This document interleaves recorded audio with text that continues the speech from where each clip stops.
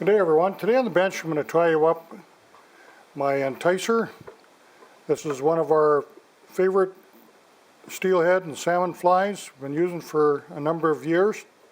This is just a little different tie than maybe some of you have seen. I've just tricked this one out a little bit more of a modification, and the old flies work just plumb fine. This one's just a little larger. I'm going to be using a size 2, a little larger salmon hook with a heavy shank.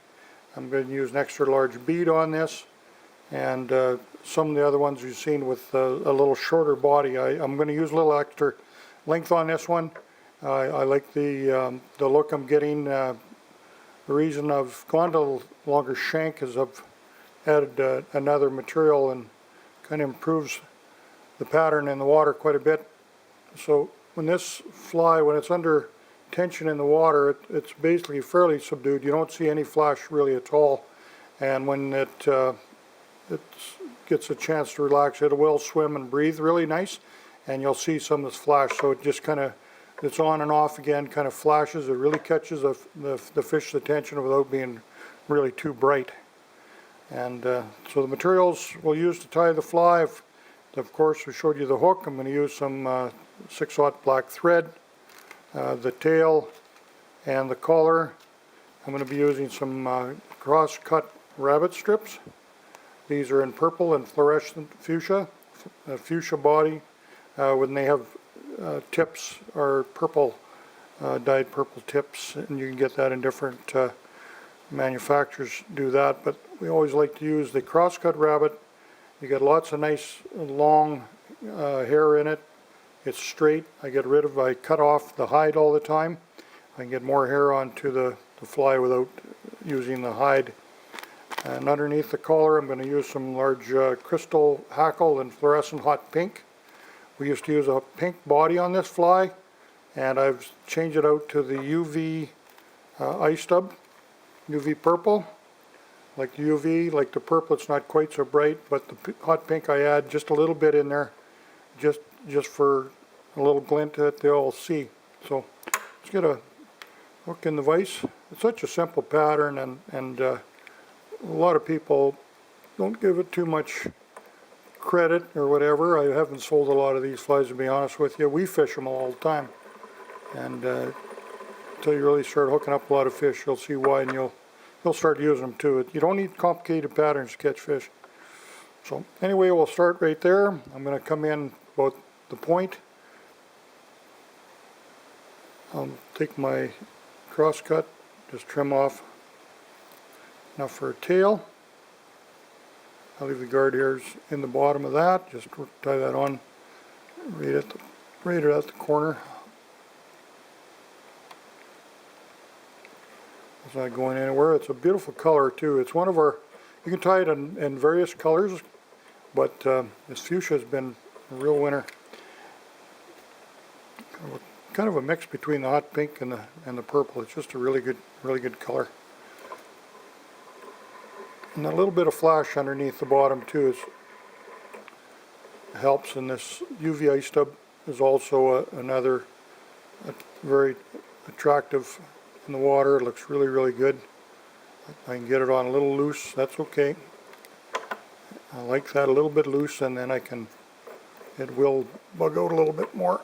So I'm tying it back quite a ways from the bead. I'm not crowding my bead so much. That's why I like to use a little longer hook on here, the little longer shank.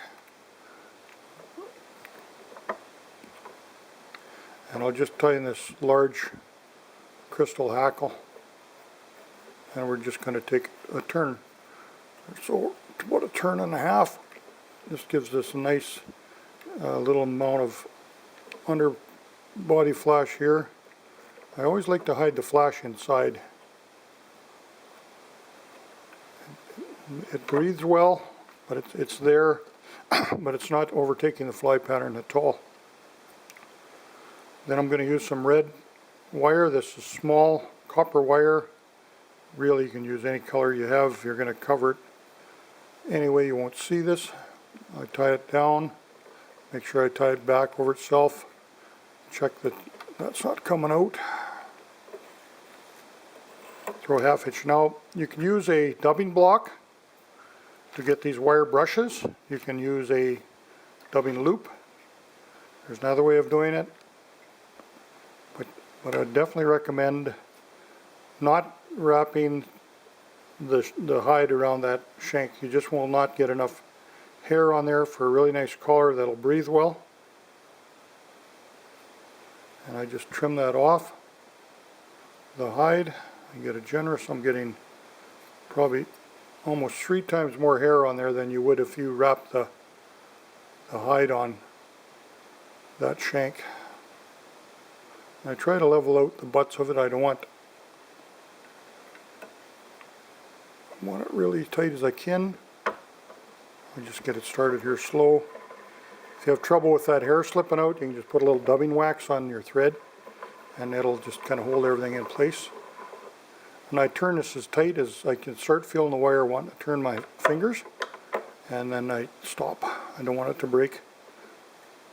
And as I preen this back, as I'm wrapping forward, I'm getting really tight behind the bead, and I can pull that wire. You'll feel it just snug right down in behind that bead tight. And that's what makes that fly breathe, and that's what makes it work. If you do it any other way, you're not going to get the breathability, and it will not be nearly as effective. It looks like it's sticking straight out now. Once it's under pressure, you got it in the water, it gets wet. It's going to look really, really nice and swim. See how that'll cover? You can see what it does when it's wet and where it wants to go when it's not under tension. So it breathes continuously. We've caught trout and other species, well, we've caught every species of fish with this fly, there's no question. And you just hang it in the water and it just breathes. Fish will actually hit it when it's just hanging. Doesn't matter what it is, trout or whatever. But so here it is. It's just a new version of my Enticer for you, and good luck with that one, and hope to see you in the water someday. I hope you're catching some real nice big steelhead or salmon with this fly, and all the best to you, and have a great summer.